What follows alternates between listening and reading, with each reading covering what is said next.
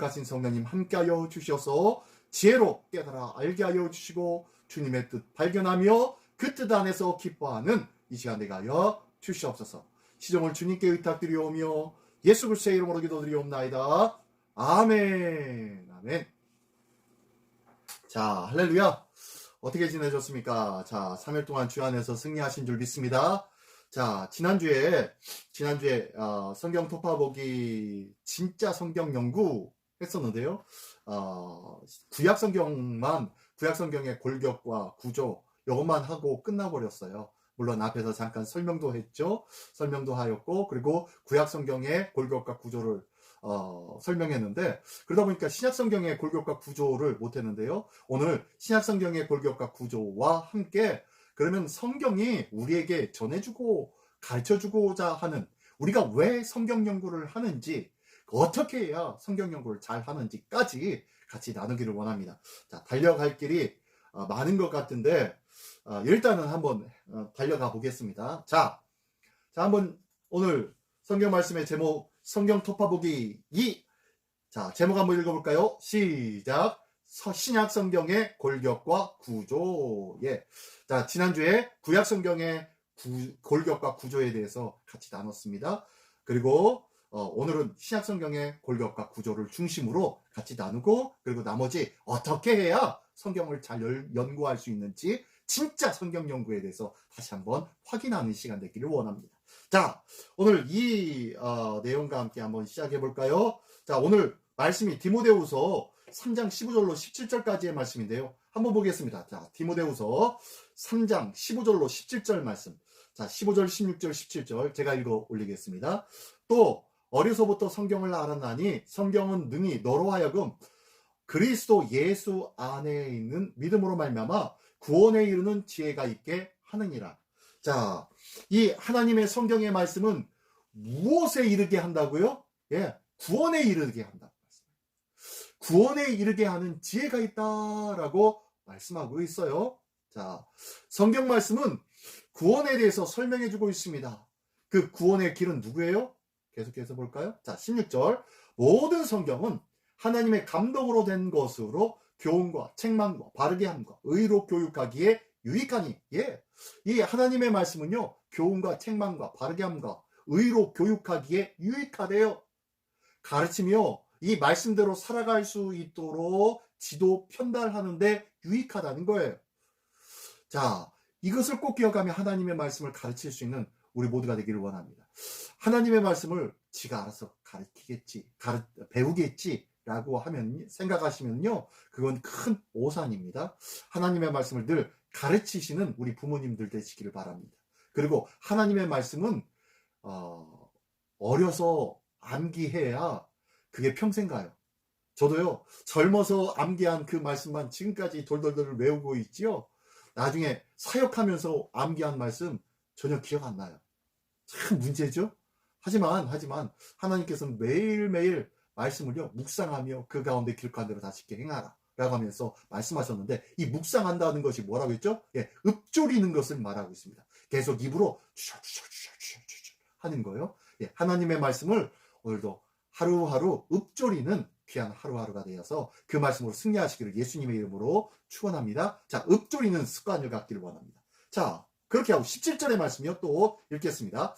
이는 하나님의 사람으로 온전하게 하며 모든 선한 일을 행할 능력을 갖추게 하려 함이라. 예. 자, 하나님의 말씀으로 교훈과 책망과 바르게 함과 의로 교육한다고 했어요. 이렇게 교육함 받고 나니까 어떻게 됩니까? 하나님의 말씀으로 가르침을 받았더니 어떻게 됐어요? 하나님의 사람으로 온전하게 됐대요. 하나님의 사람으로 온전하게 되기 위한 우리의 믿음의 삶이 되기를 원합니다. 우리는요, 신앙생활하면서 얼마나 나약함과 연약함을 우리 스스로 보고 있지 않습니까? 또다시 넘어지고 또다시 자빠지는 그런 영적인 불완전한 상태의 삶을 살고 있는 우리의 모습을 수없이 많이 봅니다. 그런데요, 하나님의 말씀은 그러한 삶 속에서 더욱더 온전해지는, 완전이 아닙니다. 온전입니다. 자, 완전과 온전은 다르다고 했죠? 예, 온전해진대요. 하나님의 사람으로 더욱더 온전해져 나아가는 거예요. 상대적인 평가의 말씀입니다.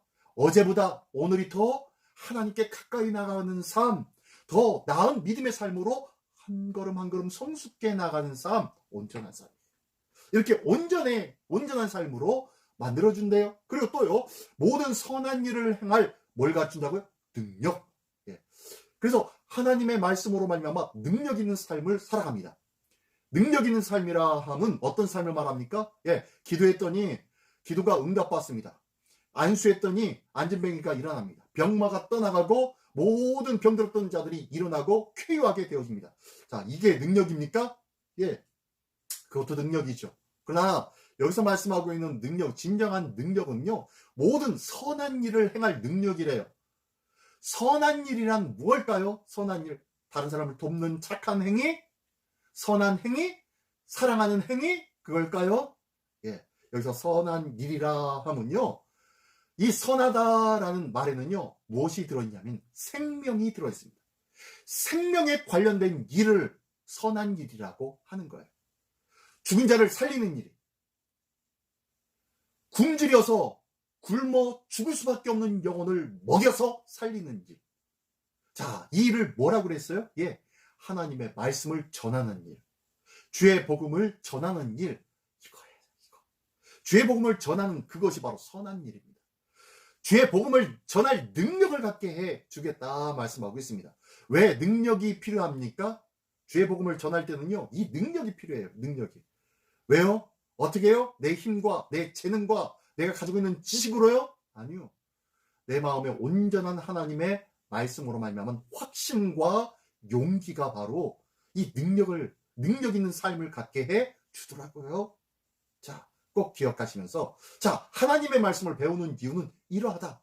구원에 이르는 지혜, 그리고 하나님의 감동으로 된 것으로 교훈과 책망과 바르게 의로 교육하기에 유익한 말씀이다. 그렇게 돼서 어떻게 되라고요? 우리가 하나님의 사랑으로 온전하게, 그리고 모든 생명의 일들을, 생명을 구원하며 생명을 살리는 일, 많은 영혼들에게 생명의 복음을 전하는 일, 이것에 능력 있는 삶을 살 수 있게 부족함이 없도록 만들어주는 것이 바로 하나님의 말씀입니다.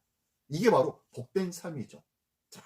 자, 이런 삶이 바로 말씀으로 말미암은 삶인데요. 자, 오늘 지난주에 구약성경의 골격과 구조에 했다면, 자, 오늘은 자, 신약성경입니다. 빨리 해보겠습니다. 자, 우리 성경은 이렇게 복음의 집중과 확산이 되고 있어요. 자, 뭐가 중심에 있나요? 예, 예수 그리스도. 하나님의 말씀, 성경 말씀은 누구를 설명하는 하나님의 말씀입니까? 누구 얘기입니까? 예, 예수 그리스도의 얘기입니다. 참 생명이며 참 복이신 예수 그리스도를 설명하는 말씀이라고 했어요. 근데요, 자, 그래서 성경 말씀, 이 복음의 말씀은 무언가를 향하여 집중하고 있고, 또한 이를 통하여 다시 확산되어지고 있어요. 가운데 예수 그리스도를 딱 해놓은 것 보니까 어떻게 된 거예요? 누구를 향해서 집중되어지는 거예요? 예, 예수 그리스도를 향하여 집중되어졌고, 그리고 예수 그리스도를 통하여 다시 확산되어질 것 같네요. 예, 그 표를 한번 볼게요. 자, 그 그림 바로 이거예요. 자, 아래 보면은요, 아래 보면은 여기 구약, 여기 신약이라고 나와 있어요. 그죠? 구약은 뭔가 집중합니다. 어디로요? 지금 구약의 말씀이 여기서부터 요만큼까지인데요. 예수 그리스도를 향하여서 집중해져 가고 있어요. 점점점 크고 넓어졌는데 점점 그리스도를 향해서 집중해져 가고 있어요. 그죠? 이게 바로 구약이라는 거예요. 구약 성경 전체의 내용에 보면은요, 하나님의 말씀이, 하나님의 생명의 복음이 온 천하 만방 중에서 시작합니다. 열방 중에 하나님께서 함께 하시며 온 천하 만물을 창조하신 하나님부터 시작합니다. 그래서 모든 전 인류를 향한 하나님의 복음의 메시지가 시작되어져요. 모든 인류에게 주시는 하나님의 복음. 근데요, 이 사람들이 어떻게 돼요? 타락하죠. 죄악이 세상에 관영해져 가고 있죠. 결국에는 한번 물로 심판하고도 말았는데 또다시 그 본성, 욕심과 죄악에 타락되어진 그 본성을 놓치지 않냐고 자기 뜻대로 생활합니다. 그래 온 천하에 어떻게 해요? 죄악으로 관영합니다. 그리고 하나님의 뜻과 말씀을 저버립니다. 생육하고 번성하여 땅에 충만하라고, 땅을 정복하라고 했는데 흩어져야 되는데 집중하고 있죠. 어디로요? 네, 바벨탑이에요. 바벨탑으로 집중하여 하는 것이 우리 인간의 본성, 죄된 본성이죠. 그리고 난 다음에 어떻게 해요? 우리 이 성의 꼭대기가 하늘에 닿게 하고 우리가 흩어지지 않고 한 곳에 모여서 우리의 이름을 자자손손 대대로 전하게 하자라고 하면서 자기들의 힘과 자기들의 노력으로 하나님께서 약속하신 것들을 이루려고 하고 있었습니다. 결국에는 하나님이 모든 것을 패하고 한 나라를 택하시죠. 그게 바로 두 번째로 이스라엘입니다. 그리고 난 다음에 이스라엘이 어떻게 합니까? 모든 이스라엘 12지파가 하나님의 뜻과 은혜 가운데 잘 성장하고 믿음을 지키나요? 아니요. 처음에는 통일왕국으로 있다가 다시 분열왕국으로 남유다와 북이스라엘로 갈라지더니 결국에는 어떻게 됩니까? 결국에는 다윗의 왕국, 유다 지파에 함축되어져 버려요. 그래서 다윗의 왕국이 회복되어지기를 간절히 소망하는 선지서로 대예언서와 소예언서에 집중해서 그렇게 말씀해 나가고 있다가 결국에는요 포로가 되죠. 나라가 멸망하게 되고 바벨론의 포로의 삶을 살아가게 되죠. 그리고 그 포로로 말미암아 뭐요? 남은 자만이 남게 되어져요. 그리고 난 다음에 400년이 지나서 결국엔 누가 오십니까? 예수 그리스도가 오시게 되죠. 자, 그리고 난 다음에 예수 그리스도가 오시고 난 다음에 예수 그리스도께서 하나님의 나라를 선포하고 가르치셨습니다. 이 하나님의 나라를 증거하며 많은 영혼들에게 이 복음의 메시지를 전하라고 가장 먼저 가르친 자 몇 명이요? 12명의 제자들. 12명의 제자들. 그리고 난 다음에 초대교회가 120명의 성도들. 그리고 전도하고 또한 주의 복음의 말씀을 증거할 때 3,000명, 4,000명이 회개를 하고 세례를 받는 놀라운 역사가 나타나기 시작합니다. 그러면서 어떻게 초대교회로 형성되어지며 확산되어지기 시작합니다. 그리고 난 다음에 어떻게 해요? 사도 바울은 세계와 열방을 향하여 주의 복음을 증거하기 시작하죠. 그러면서 1차, 2차, 3차 전도 여행, 그리고 마지막 4차 로마 여행, 로마 전도 여행, 죄인으로 잡혀가는 그런 여행이었지만 그곳에 가서도 주의 복음을 끊임없이 전도하였던 사도행전의 모습까지 보여줍니다. 그리고 그 사도행전은요, 열린 결말의 모습을 보여줘요. 사도행전의 끝을 맺지 않고 끝나버려요. 사도행전이. 그래서 계속되어지는 신앙의 삶이 우리가 바로 사도행전 29장을 써야 됩니다. 사도행전 28장밖에 없으니까 우리가 바로 사도행전 29장을 쓰고 있는 삶입니다. 라고 이야기하는 거예요. 그래서 이제 이 복음이 세계와 열방으로 흩어져서요. 계속해서 확산되어지는 그런 은혜가 있게 되어지죠. 자, 처음에 어떻게 합니까? 복음이 집중하죠. 누구를 향해서? 예수 그리스도를 향해서. 그리고 예수 그리스도를 통하여서 이제는 어떻게요? 복음이 온 천하와 열방 가운데 확산되어지는 그런 구조로 쓰여져 있는 것이 구약과 신약이에요. 그래서 신약은 이 예수 그리스도를 통하여서 이제 확산되어지는 그 은혜와 역사가 나타나야 되는 줄 믿습니다. 자, 이게 바로 말씀의 구조가 이렇게 되어 있다는 거예요. 자, 그래서 자, 성경의 구조 한번 신약에 봅니다. 한번 볼게요. 자, 성경의 구조가 이렇게 되어 있는데요. 자, 성경 어떻게 되었습니까? 처음에 자, 마태복음, 마가복음, 누가복음, 요한복음이 뭐예요? 사복음서부터 시작되어지죠. 그리고 난 다음에 사도행전, 신약 성경에는 딱 한 권밖에 없는 역사서, 사도행전 있고요. 그리고 난 다음에 바울서신이 있죠. 바울서신이 있는데 로마 교회들에게 초대 교회들 각 곳곳 소아시아와 그리고 유럽에 있는 교회들 로마와 고린도와 갈라디아, 레베소, 빌립보, 골로새, 데살로니가에 있는 교회들에게 편지한 것이 바울서신의 첫 번째 교회들에게 편지를 했고요. 그리고 개인에게 편지한 것도 있습니다. 디모데 전서와 후서, 디도서와 빌레몬서 개인에게 쓴 서신들입니다. 자, 이것들은요 교회에게 썼기 때문에 바로 그 교회 해당되어지는 교회의 이름이 지역 이름이 이 서신서의 제목이 되었고요. 그리고 받는 수신자의 이름이 바로 개별로 보내졌던 개별 서신들의 제목이 되었습니다. 자, 이게 바로 바울 서신입니다. 바울 서신이 이렇게 13권이 있고요. 그리고 히브리서도 저쪽에 보면요. 개인 서신이 있죠. 일반 서신, 이 히브리서부터 시작했는데 히브리서가 사도 바울의 서신이다라고도 이야기합니다. 그러나 명확하지 않기 때문에 이렇게 일반 서신으로 분리했습니다. 자, 일반 서신과 더불어 나머지 서신들은요. 특별히 누구에게 지역에 보내져 있는 것이 아닙니다. 그래서 히브리서 같은 경우에는 히브리인들, 유대인들이죠. 예, 유대인들, 회심한 유대인들을 향하여서 히브리서라는 제목을 두었지만 그들에게 전하고 있는 그 말씀이 바로 히브리서 복음 메시지고요. 그리고 난 다음에 야고보서, 베드로 전후서, 요한 1, 2, 3서, 유다서, 요한계시록. 이거는 이 서신을 기록한 사람, 이 서신을 기록한 사람의 이름이 서신의 제목이 되었습니다. 그래서 나머지가 그렇게 되었고요. 자, 이런 구조로 성경이 배치되어 있습니다. 이 순서대로 배치되어 있어요, 지금. 자, 그러면요. 자, 이렇게 되어 있는데, 이거 기억하시면 좋겠고, 자, 다음에 보면요. 자, 성경의 구조를 한번 볼게요. 자, 이게 보이시려나 모르겠습니다. 다시 한번 제가, 확대해서, 다시 편집할 때는 확대해서 다시 한번, 확인시켜 드리겠습니다. 자, 방금 전에 한 것대로요. 공간복음. 그 다음에 이건 뭐죠? 네, 요한복음은 따로 있네요. 공간복음은 마태, 마가, 누가복음.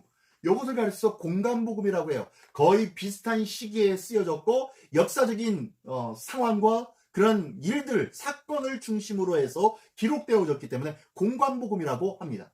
예수 그리스도를 보면서 서로가 다른 입장과 관점으로 보았지만요. 똑같은 예수 그리스도를 보았기 때문에 공관복음, 모두가 하나같이 본 복음. 그리고 요한복음은 왜 따로 했냐면요. 요한복음은 차후에 나중에 한 90년도쯤에 쓰여졌어요. 이거는 50년에서 60년, 70년쯤에 쓰여졌고 요한복음에는요. 90년 정도에 쓰여졌습니다. 그러다 보니까요. 차이가 나요. 여기에서는 역사적인 예수 그리스도를 말씀하고 있는가 반면에요. 요한복음에서는 하나님이심을, 예수 그리스도는 하나님이심을 정확하게 명확하게 그냥 깔고 증거하고 있어요. 전하고 있어요. 그러니까 이 공간복음은요. 정확한 역사적인 사실을 기록했다 하면은 요한복음은 그러므로 예수님이 하나님이시다라는 것을 명확하게 기준으로 삼고 말씀을 전하기 시작한 것이 요한복음이에요. 그래서 좀 공간복음과 요한복음 좀 다르게 평가할 수 있다는 거예요. 그러나 사복음서, 4개의 복음서는 맞는 말입니다. 자, 그리고 난 다음에 역사서, 사도행전이 있고요. 그리고 방금 전에 설명한 대로 자, 바울의 서신서가 있는데 바울의 서신이 이렇게 있고 일반 서신이 이렇게 분류를 해 놓았습니다. 그리고 마지막으로 예언서가 있고 예언서는 딱 하나, 요한계시록 하나가 있죠. 예, 이렇게 분류가 되어 있는데요. 지금 이상하게 이렇게 많이 있는데 요거 한번 설명해 드릴게요. 바울 서신은요. 앞에서 얘기했던 거 똑같습니다. 데살로니가전서, 갈라디아서, 고린도전후, 로마서 요 부분 바울 서신서가 있고요. 그 다음에 옥중 서신이라고 우리는 많이 들었죠? 예, 에베소서, 빌립보서, 골로새서, 에베소서, 빌립보서, 골로새서, 빌레몬서. 예, 순서가 그랬죠? 에베소서, 빌립보서, 골로새서, 빌레몬서. 예, 순서로 되어 있죠? 자, 옥중 서신이 바로 쓰여진 것이 1차 서신이 그렇고요. 그리고 난 다음에 옥중 서신이 또 하나 있는 디모데후서. 이거는 1차 감옥에 사도 바울이 감옥에 갇혔을 때 기록한 거고요. 2차 감옥에 갇혔을 때 기록한 것이 바로 이 디모데후서입니다. 그리고 이때 사도 바울이 순교하죠. 그래서 사도 바울의 가장 마지막 서신이 디모데후서입니다. 그리고 또 이제 디모데 전서와 후서, 디도서, 이거는요 목회 서신으로 분류하고 있습니다. 목회 서신. 예, 목회할 때 너희가 교회를 담당하고 교회를 치리할 때 이렇게 해라 라는 내용의 말씀이 바로 여기에 담겨져 있습니다. 자, 앞에서 설명한 것 똑같이 일반 서신은요 이렇게 똑같이 있고 기억해야 될 것 요한계시록, 선지서는 계시록은 딱 한 가지 있다는 거 기억하십시오. 자, 그리고 계속 지금 반복합니다. 또 반복해 볼게요. 자, 이렇게도 볼 수 있습니다. 이렇게도 볼 수 있는데 이건 더 간단하게 설명해 드릴게요. 보기가 좋아가지고 그냥 한 번쯤 보시라고 제가 이렇게 했는데요. 자, 역사서, 서신서, 예언서라고 했는데요. 역사서는 몇 권? 4권. 4권이 역사서는 한 권이죠. 네. 복음서 4권과 그리고 역사서 1권. 그리고 공간복음과 그 다음에 요한복음 그리고 사도행전 모두 예수님의 행적을 기록하였고 사도들의 행적을 기록하였기 때문에 역사서로 지금 분류해 놓았습니다. 보통 역사서로 분류 안 하고요. 복음서와 역사서로 분류하는데 일단 역사적인 것을 복음서 4권과 그 다음에 사도행전을 보고 있는데 사도행전이 있는데요. 지금 시간이 여기서부터 저쪽으로 흘러가고 있는 겁니다. 그 순서대로 지금 이렇게 배열을 해 놓은 거예요. 자, 제일 먼저 복음서가 기록되어졌다면은 그 다음에 사도행전이 있죠. 사도행전에 이제 많은 사건들이 있는데 28장 속에 여기에 빠진 게 있더라고요. 이렇게 보다 보니까 빠졌더라고요. 여기가 1차 선교부터 이렇게 시작되어지고 있는데 사실 요 앞에 뭐가 있냐면요. 초대교회에 예수님이 승천하시기 직전 그 상황부터 그다음에 베드로의 사역의 모습 1장부터 12장까지의 내용 그 공간은 빠져 있습니다. 자, 1장부터 12장까지의 초대교회의 사역의 모습이 나오고 있는데요. 그것이 좀 빠져 있더라고요. 공간에 넣어야 되는데 안 넣어 있더라고요. 자, 그러면서 사도 바울의 1차 선교, 2차 선교, 3차 선교 여행 그때 갈라디아서와 야고보서와 데살로니가전서, 데살로니가 후서 이렇게 1차 선교 때 2차 선교 이렇게 기록했다라고 이렇게 배열을 했습니다. 근데요, 이따 다음에 보는 표에는 조금 이것이 조금 달라요. 왜냐면은 어떤 분들의 추정은 이 야고보서는 2차, 3차 요 사이에 아마 기록된 것이 아니냐라고 추정하는 분들도 있습니다. 그래서 이 야고보서가 여기에 있는 것 보면 어떤 분들은 아니다, 저 뒤에 3차에 가야 된다라고 하는 분이 있고 2차에 가야 된다라고 하는 분들이 있어가지고요. 조금 분류가 좀 그렇습니다. 아무튼 위에 걸 중심으로 보십시오. 위에 1차 선교 때 이렇게 2차, 3차 고린도전서, 후서, 로마서 쓰여졌고요. 그 다음에 1차 쪽 이게 우리가 로마 여행이라고 얘기하는 로마에 어떻게 1차 투옥되었죠. 그리고 여기 1차 투옥되었을 때는 감옥에 들어간 것이 아니라 그 근처에 연금이 되어 있었습니다. 연금이 되어 있어가지고 자기 돈으로 전세비를 내면서 전셋집에서 있어야 됩니다.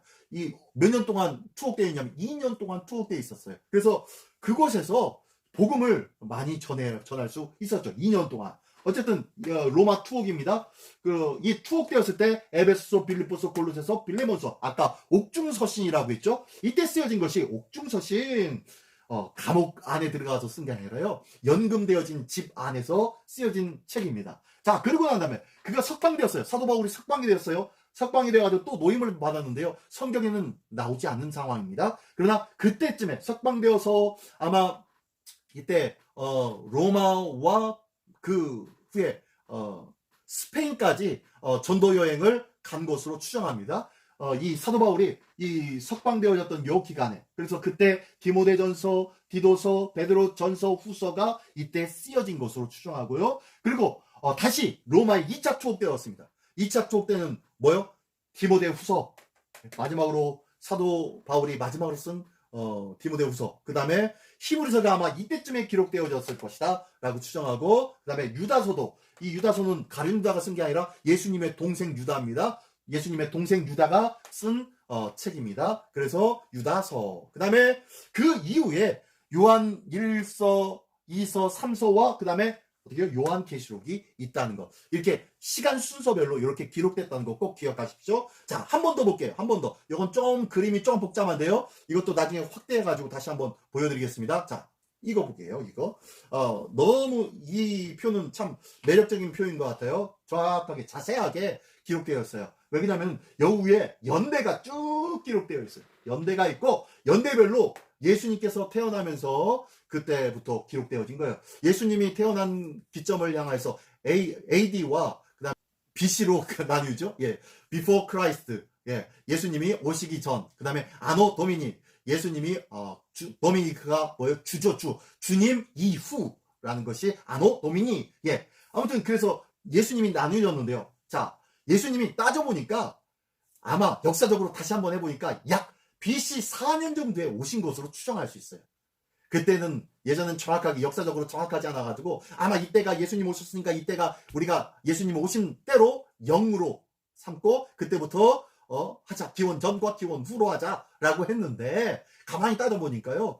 BC 4년 정도에 예수님이 오신 것 같아요. 자, BC 4년부터 되어 있습니다. 그래서 예수님이 오시면서 사생애 그러니까 개인적인 생활을 30년 동안 하시다가 30년에 AD 30년 29년 30년 정도에 예수님이 공생애를 시작합니다. 그리고 몇 년 동안 하십니까? 네, 3년이죠. 3년 동안 하시죠. 정확하게 3년이 아니라 약 3년 반 정도 한 것으로 추정합니다. 3년 반 정도 공생애를 시작하십니다. 준비하는 기간도 있고 아무튼 3년 반 정도가 공생애 기간인데요. 자, 그리고 난 다음에 예수님이 승천하시고 난 다음에 어떻게 해요? 다시 이제 성령 강림하시면서 교회 시대가 시작되어집니다. 자, 예루살렘 교회 사도행전이 이제 역사 기간인데요. 예루살렘이 시작되어지다가 그다음에 예루살렘 교회가 이 그 사도행전에서는 12장까지 나오고 있습니다. 12장. 사도행전 1장부터 12장까지가 초대교회의 성장하는 모습이었고요. 그 이후로 이제 13장부터는요. 사도 바울이 등장하기 시작하였고 그때부터 선교 사역이 시작되어집니다.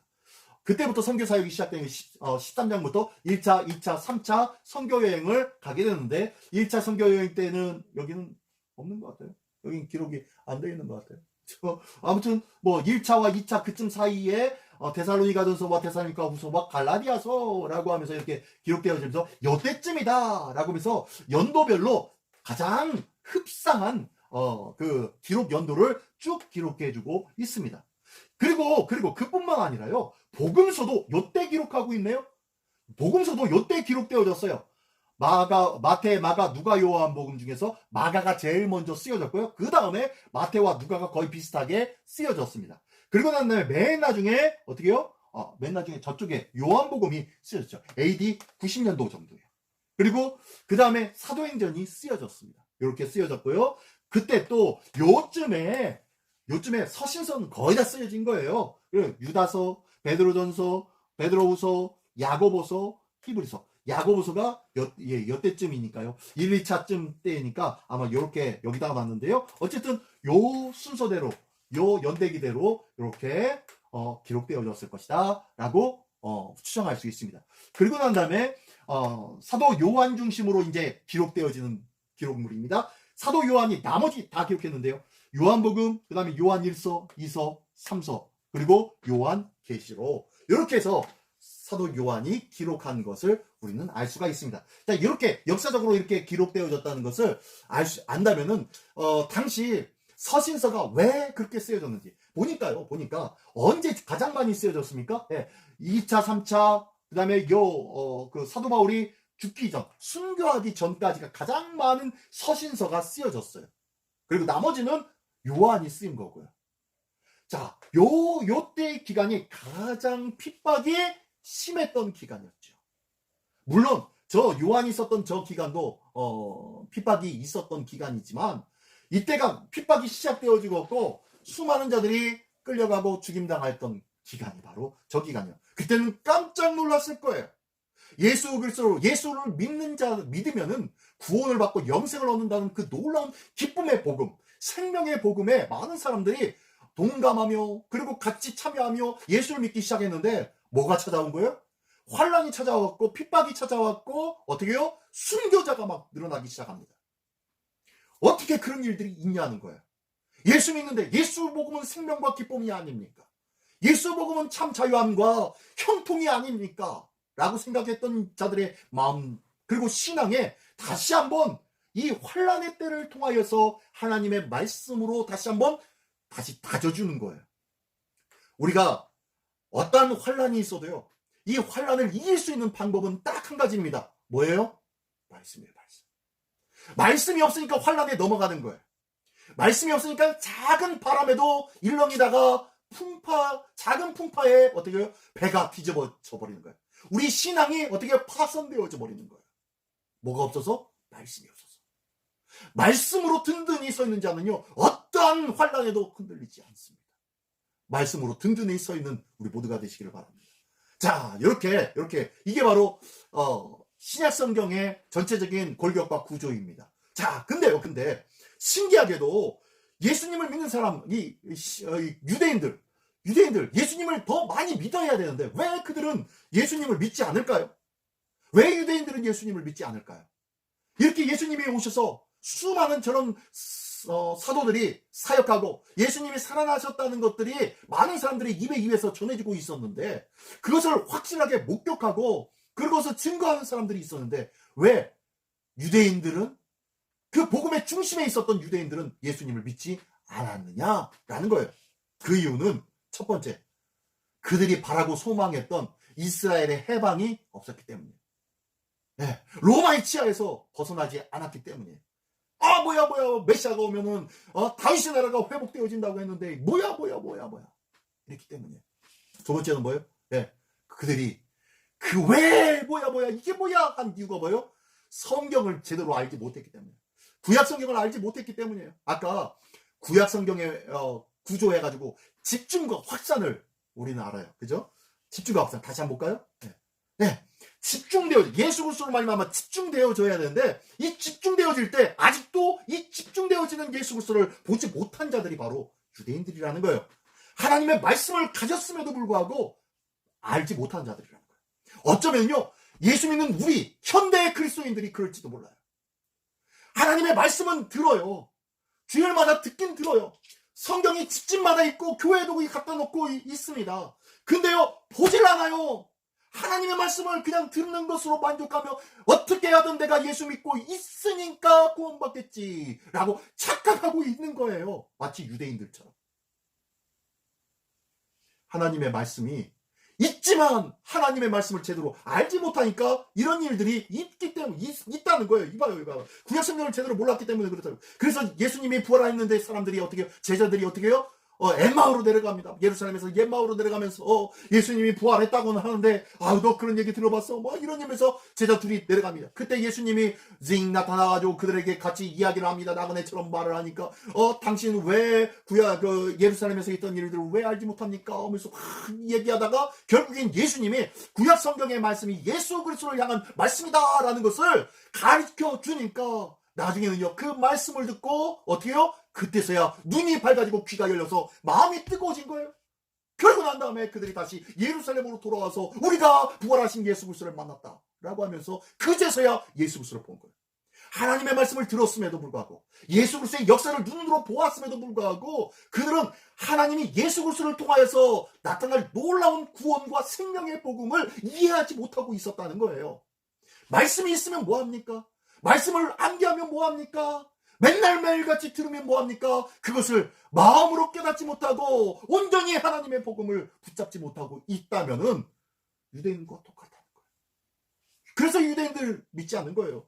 자, 그리고 듣긴 들어도 깨닫지 못해. 이사야서 6장 9절에 말씀하고 있고요. 성경은 그냥 내가 읽고 본다고 이해되어지고 깨달아지는 것이 아니라는 거예요.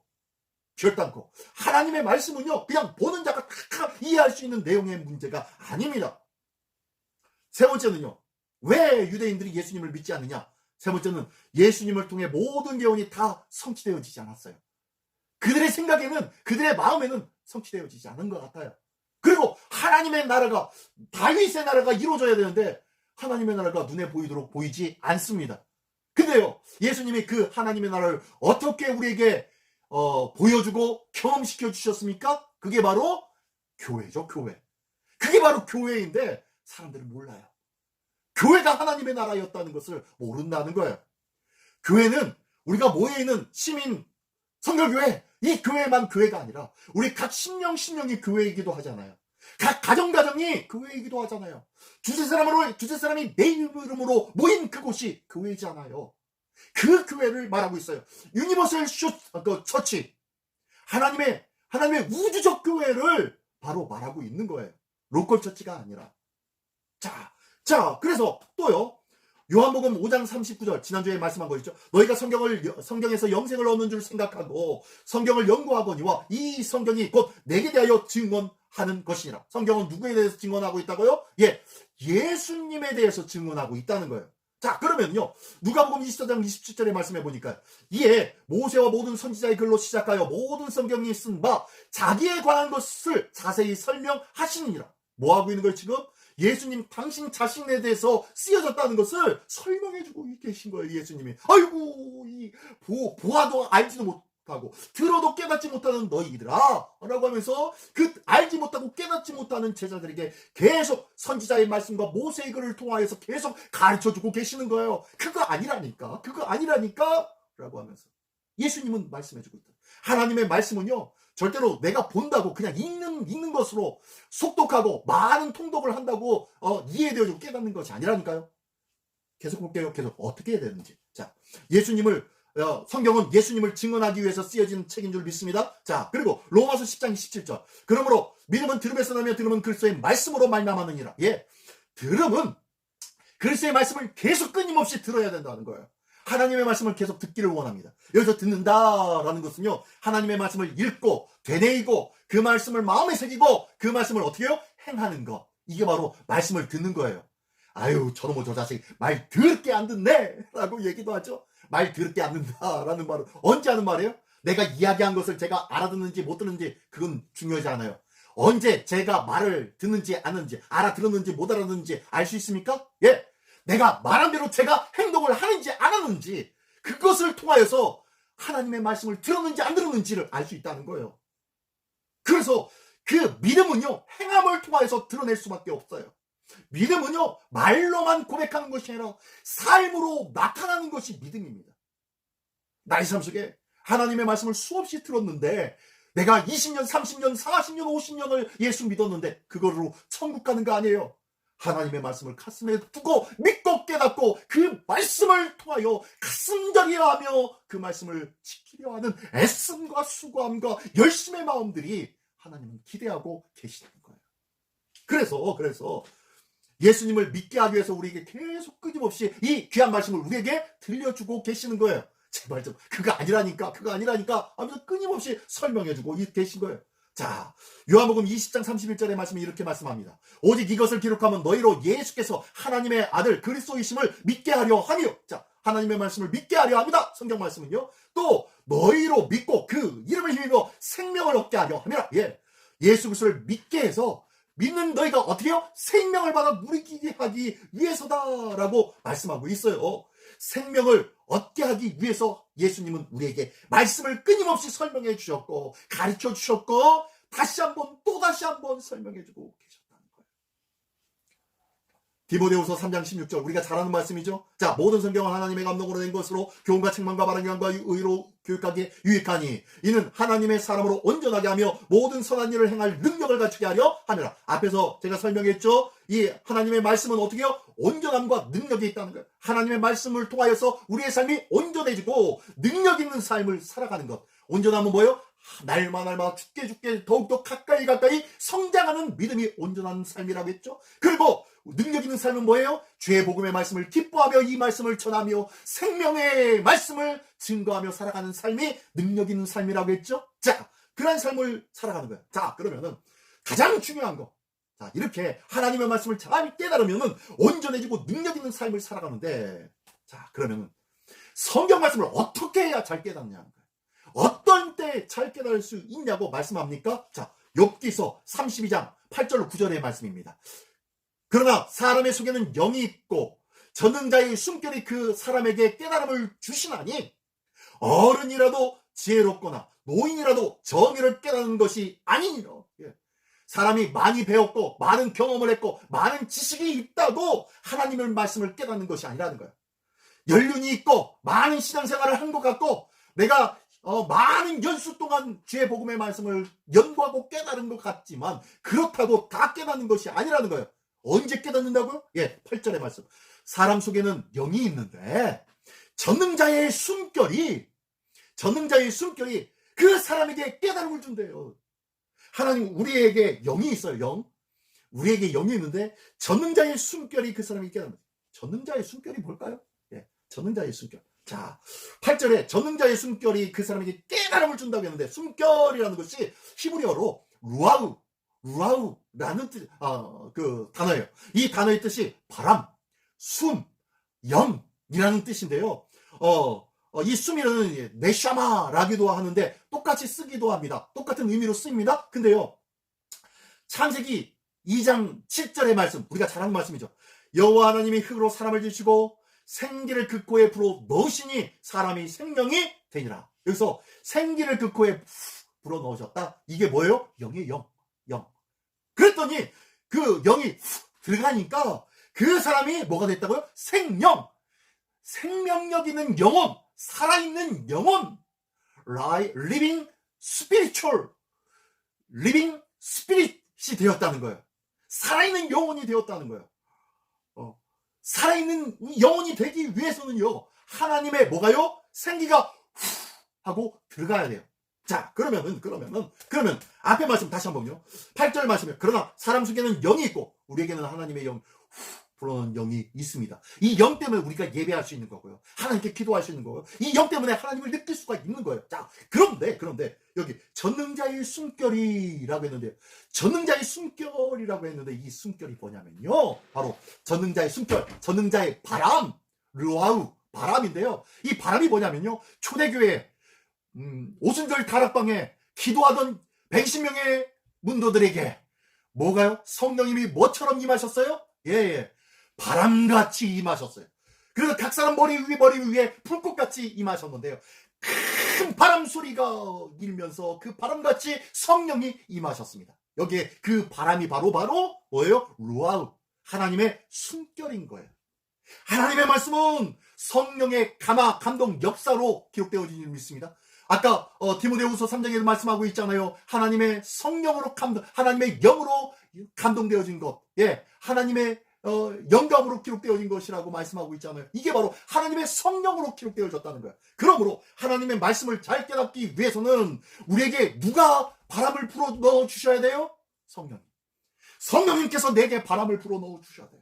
성령께서 내게 바람을 불어 넣어 주셔야 이 바람으로 말미암아 그 숨결이 사람에게 깨달음을 준다고 말씀하고 있어요. 하나님의 성령으로 말미암아 깨달음이 있다는 것을 꼭 기억하시 바랍니다. 자, 결국에는 우리가 하나님의 말씀을 깨달아 하나님의 백성과 하나님의 자녀된 권세의 삶을 누리기 위해서는 우리 안에 누가 역사하셔야 된다? 성령님. 바람 같은 성령님이시여 내 안에 오셔서 나를 다스려 주시고 깨닫는 주의 은혜를 더하여 주시옵소서 라고 우리는 기도해야 된다고 말씀합니다. 오늘도 성경을 잘 깨닫기 위하여 날마다 성령의 도우심을 구할 수 있는 우리 모두가 되시기를 예수님의 이름으로 축원합니다. 그 성령님께서 신묘막직한 방법으로 우리를 깨닫게 해주실 거예요. 여러분 아마 성령님께서 깨닫게 해주신 그 놀라운 역사를 경험할 때마다 어떻게 이런 일들이 라고 하면서 놀라운 그 일들을 간증하지 아니할 수 없을 줄 믿습니다. 이 귀한 놀라운 하나님의 성령님의 감화감동 역사를 경험함으로 말미암아 하나님의 기쁨의 간증자로 하루하루를 살아가기에 부족함이 없는 우리 모두가 되시기를 예수님의 이름으로 축원합니다. 기도하겠습니다. 전능하신 하나님 아버지 감사합니다. 오늘도 하나님의 진리의 말씀, 은혜의 말씀, 생명의 말씀이 왜 우리에게 중요한지, 어떻게 해야 이 말씀을 잘 깨달을 수 있는지에 대하여 다시 한번 말씀을 나눌 수 있도록 인도하여 주시니 감사합니다. 이제 성령이 임하셔서 바람과 같은 성령님이 임하셔야만 가능한 줄 믿사오니 하나님의 성령님이여, 내가 아무리 읽어도 아무리 깨달아도 수십 년 수백 년을 내가 알라고 해도 깨닫지 못하는 것이 하나님의 말씀이지만 이 말씀을 기록하신 하나님의 성령님께서 내 안에 바람같이 역사하여 주신다면 이 하나님의 말씀 깨달음이 넘치게 될 줄 믿사오니 이 귀한 깨달음을 경험하는 우리 시민의 모든 권속들이 되게 하여 주시옵소서. 오늘도 주님의 성령님을 사모하며 기도합니다. 주님의 성령님이여, 우리 안에 강건적으로 역사하여 주셔서 깨닫게 하여 주신 놀라운 생명의 성령의 바람으로 충만한 우리 모든 믿음의 거룩한 성도들이 되게 하여 주시옵소서. 오늘도 성령님의 크신 은혜가 넘쳐나는 깨달음이 충만한 우리 시민교회 되기를 원하오니 주여 도와주시고 축복하여 주시옵소서. 오늘도 더욱더 놀라운 하나님의 복음으로 깨달음의 기쁨을 누리기를 소원하는 우리 모두가 될 줄 믿사오며 수고하신 예수 그리스도의 이름으로 기도드리옵나이다. 아멘.